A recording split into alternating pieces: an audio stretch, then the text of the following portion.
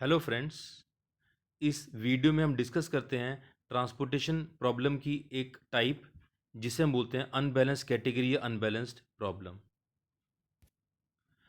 हमारे पास एक एग्जांपल है जिसके अंदर एक कंपनी की तीन फैक्ट्रीज हैं ए बी और सी, जहां पर कुछ गुड्स अवेलेबल हैं सप्लाई के लिए। फैक्ट्री ए के पास 50 यूनिट्स, फैक्ट्री बी और सी के पास 40 और 70 यूनिट्स अवेलेबल हैं सप्लाई के लिए, और टोटल सप्लाई का आ रहा है हमारे पास 160 यूनिट्स। ये गुड्स हमें भेजने हैं कुछ वेयर हाउसेस पर, और यहाँ पर इस कंपनी के पास तीन वेयर हाउस है, 1 2 और 3। और हर वेयर हाउस की जो डिमांड है वो हमें गिवन है। वेयर हाउस 1 की डिमांड 40 यूनिट्स, वेयर हाउस 2 की और 3 की जो डिमांड है वो 45 और 45 यूनिट्स है, और यहाँ पर जो टोटल आ रहा है हमारे पास डिमांड का वो 130 यूनिट्स है। फ्रेंड्स, जब भी डिमांड और सप्लाई अनइक्वल हो उसे बोलते हैं हम अनबैलेंस्ड प्रॉब्लम।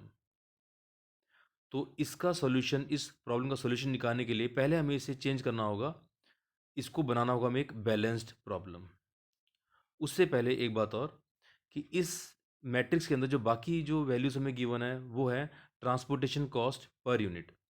यानी कि हर फैक्ट्री से हर वेयर हाउस पे जब हम गुड्स भेजेंगे तो हमारी ट्रांसपोर्टेशन कॉस्ट पर यूनिट हमें वो गिवन है।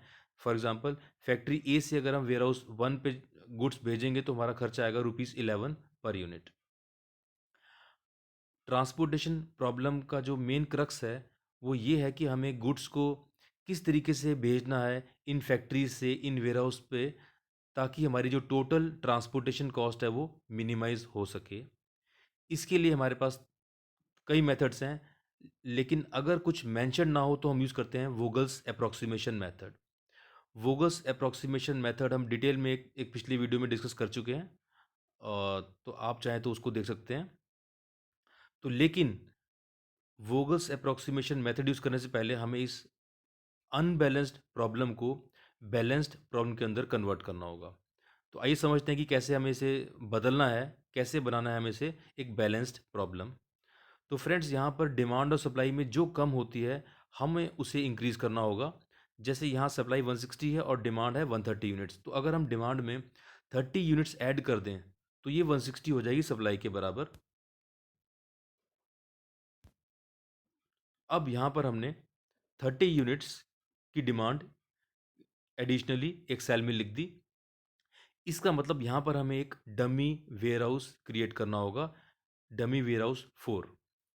फ्रेंड्स, डमी का मतलब होता है एक इमेजिनरी कंसेप्ट, अनरियल, जो रियलिस्टिक नहीं है।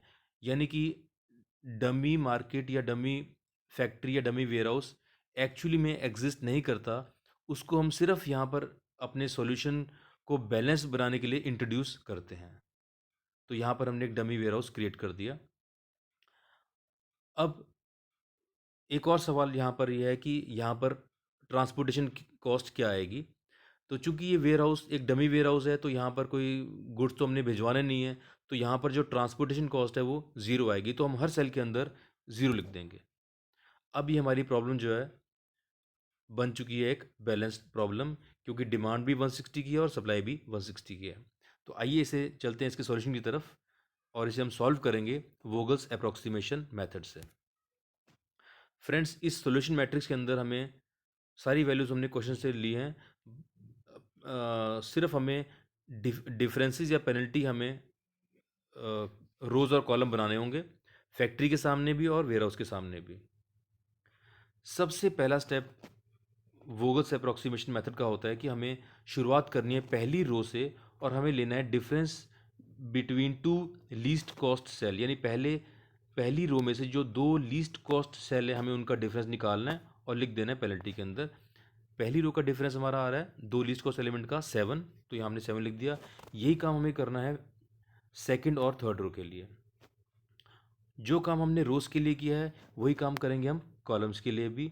यानी कि हर कॉलम 1 2 3 4 में से हमें जो दो लीस्ट कॉस्ट एलिमेंट है उनका डिफरेंस निकालकर नीचे पेनल्टी कॉलम के अंदर लिखना पड़ेगा।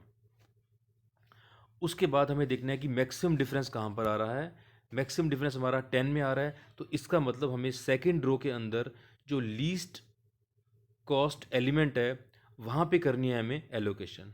तो यहाँ पर जो लीस्ट कॉस्ट है सेकेंड रो के अंदर वो ज़ीरो है, तो यहाँ पर हमें करनी है एलोकेशन।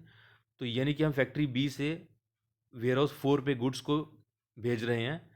यहाँ पर सप्लाई है 40 यूनिट्स की और डिमांड है 30 यूनिट्स की, तो यहाँ पर जो दोनों में से कम वैल्यू होती है 30, वो हम लिख देंगे इस बॉक्स के अंदर। उसके बाद हम निकाल देंगे बैलेंस। सप्लाई हो जाएगी हमारी 40 माइनस 30 यानी कि 10, और डिमांड हो जाएगी 30 माइनस 30 0। उसके बाद जो भी रो या कॉलम यानी कि जो भी डिमांड या सप्लाई ज़ीरो हो जाए तो उसको हमें शेड करना होता है।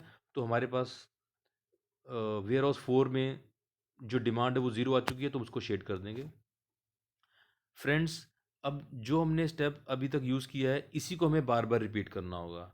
यानी कि हमें फिर से जो जो पहली रो है, सेकंड रो है, थर्ड रो है, उनका दो लीस्ट कॉस्ट एलिमेंट का डिफरेंस निकालकर पेनल्टी कॉलम के अंदर लिख देना है।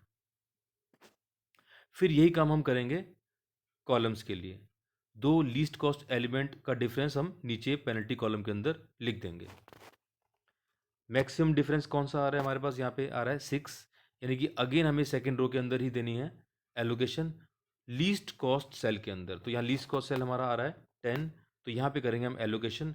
तो यहाँ पर सप्लाई है 10 यूनिट्स की और जो डिमांड है वो है 40 यूनिट्स की। तो हम कंपेयर करके हम कह सकते हैं कि यहाँ पर हम 10 यूनिट्स एलोकेट करेंगे। इसके बाद हम निकालेंगे यहाँ पे बैलेंस। तो सप्लाई हो जाएगी हमारी 0 और डिमांड रह जाएगी हमारी 35 यूनिट्स।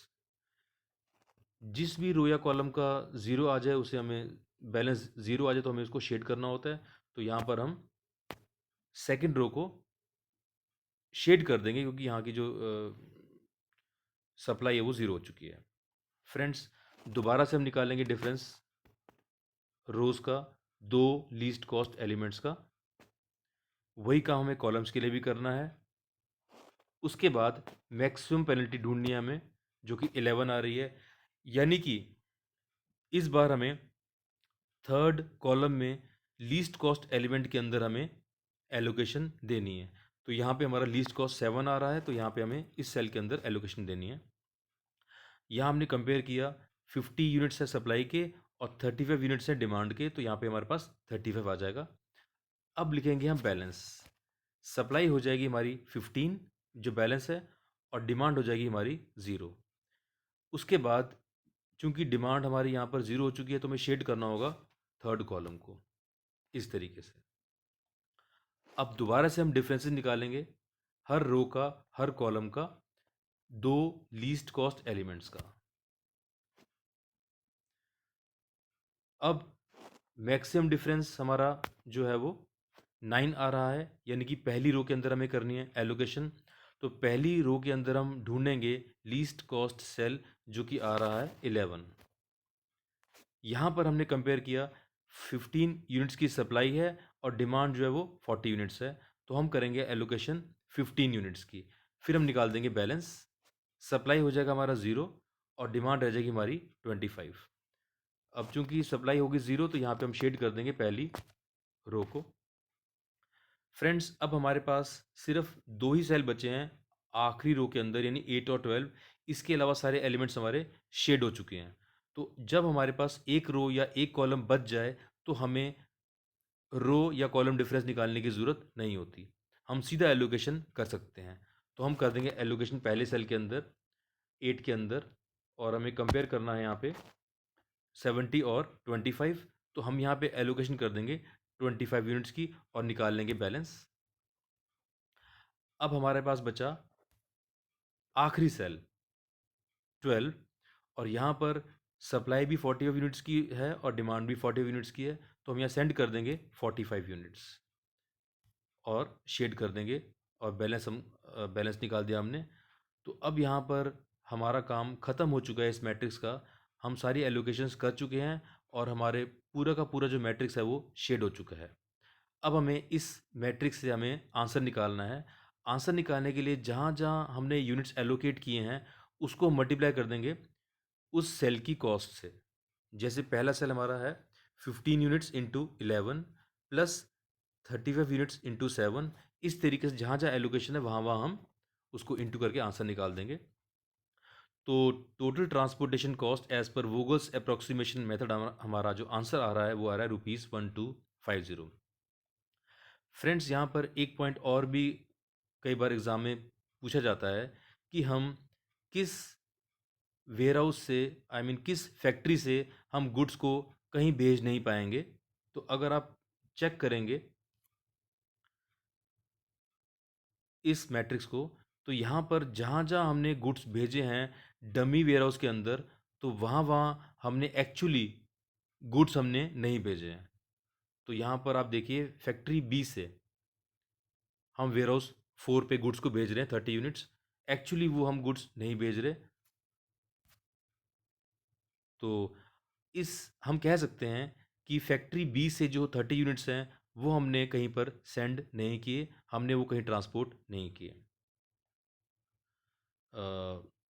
आई होप आपको ये समझ में आ गया होगा। Thank you.